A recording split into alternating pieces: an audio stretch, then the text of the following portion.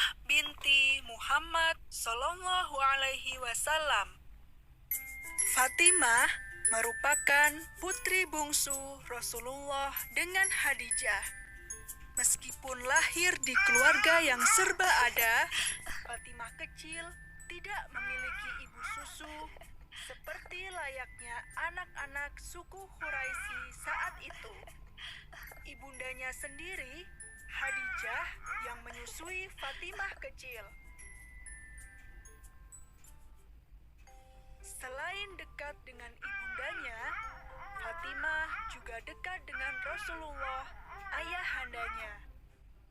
Bahkan, Rasulullah pernah berkata, "Fatimah adalah darah dagingku. Apa yang menyusahkannya juga menyusahkanku, dan apa yang mengganggunya juga menggangguku." Hadis riwayat Ibnu Abdil Bar. Ketika Fatimah berusia 5 tahun, peristiwa pengangkatan Nabi Muhammad terjadi. Sejak saat itu, kehidupan Fatimah berubah total. Namun, karena usianya yang masih kecil, Fatimah belum paham seberapa sulitnya hidup kaum muslimin saat itu.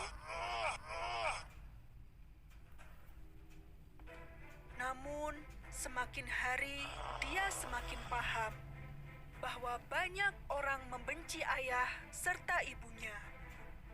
Banyak orang yang dulu bekerja dengan mereka, akrab dengan mereka, kini semuanya menjauh. Bahkan, paman dan keluarganya sendiri pun memusuhi ayahnya. Suatu ketika, Fatimah kecil melihat orang-orang menaruh kotoran unta saat ayahnya sedang sholat.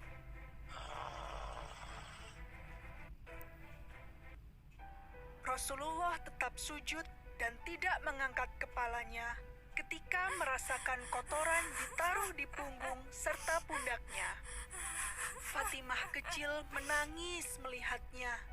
Dia bergegas menghampiri ayahnya dan membersihkan kotoran itu. Dia merasa kesal saat orang-orang jahat itu justru tertawa gembira.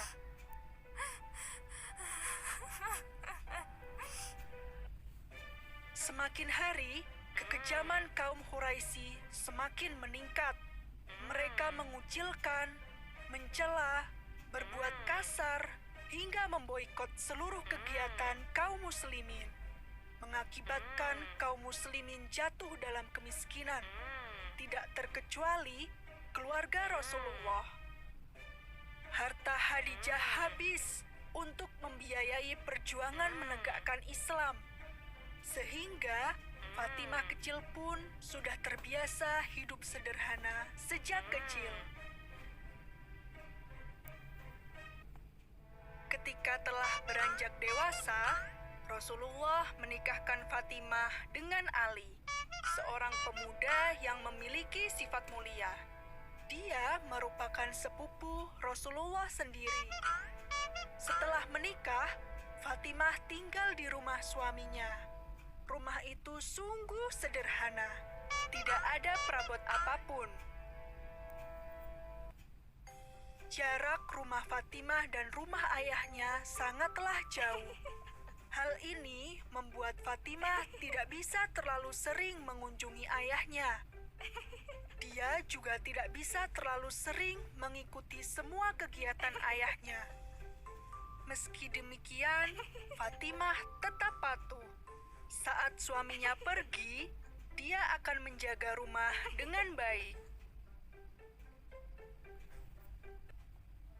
Setelah Khadijah, istri tercinta wafat, dan Fatimah, anak perempuannya tinggal begitu jauh, Rasulullah merasa sedih dan kesepian. Rasulullah berencana untuk memberikan Ali dan Fatimah rumah yang lebih dekat. Salah satu sahabat, Haritsah bin Nu'man, mendengar kabar ini, dan dia pun merelakan rumahnya untuk ditinggali oleh Fatimah. Subhanallah. Fatimah terbiasa mengerjakan semua pekerjaan rumah sendirian, mulai dari membersihkan rumah, memasak, mencuci baju, hingga mengambil air. Hidupnya begitu sederhana. Pakaiannya selalu penuh debu dan arang.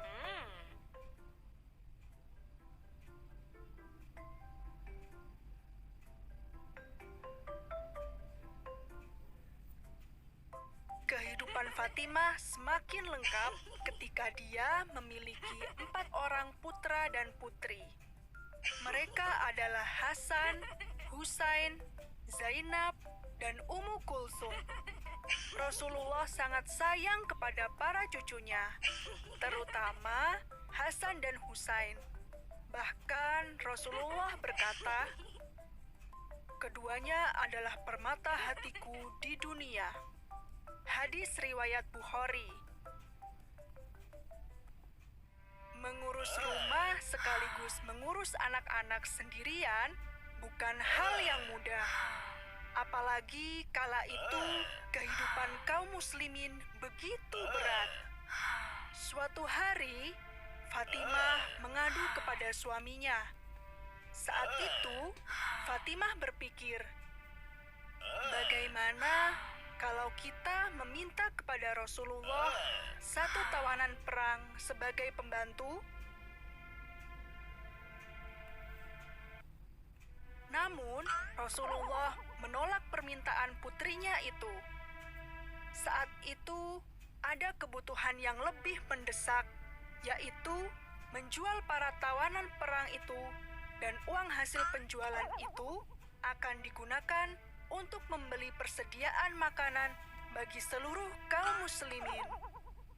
Fatimah dan Ali bisa menerima alasan itu. Namun, tetap saja hati mereka merasa pedih.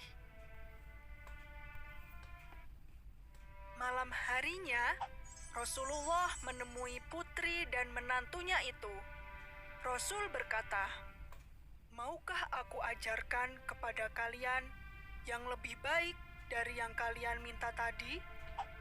Jika hendak tidur, bacalah takbir 33 kali, tasbih 33 kali, dan tahmid 33 kali.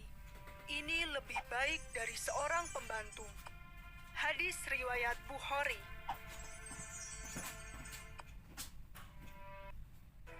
Peperangan terus saja terjadi antara kaum muslimin dan orang-orang yang membenci Islam. Fatimah dan wanita-wanita lain pun ikut berjuang. Mereka bertugas untuk mengobati prajurit yang terluka serta menyiapkan makanan dan minuman. Dalam perang Uhud, hati Fatimah pilu kala dia harus merawat tubuh ayahnya yang terluka. Luka di tubuh Rasulullah sangat dalam hingga darah tidak bisa berhenti mengalir.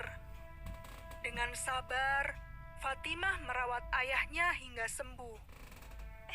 Meski harus berhadapan dengan maut setiap hari, Fatimah tidak pernah takut. Dia terus berjuang bersama ayah, suami, dan semua kaum muslimin lainnya.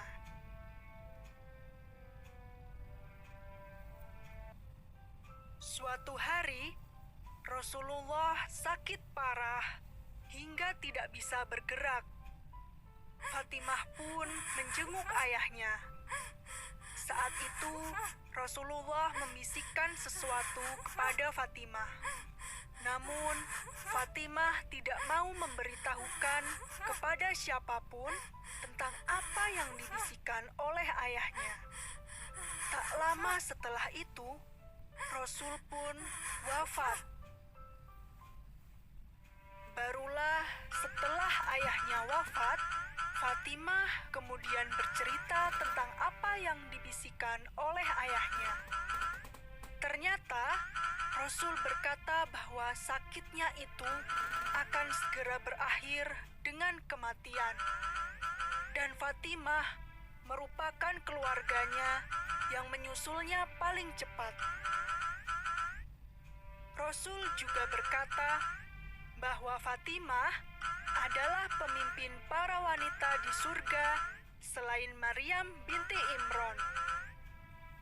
Dan ternyata benar, 6 bulan setelah Rasulullah wafat, Fatimah sakit parah dan kemudian menyusul sang ayah.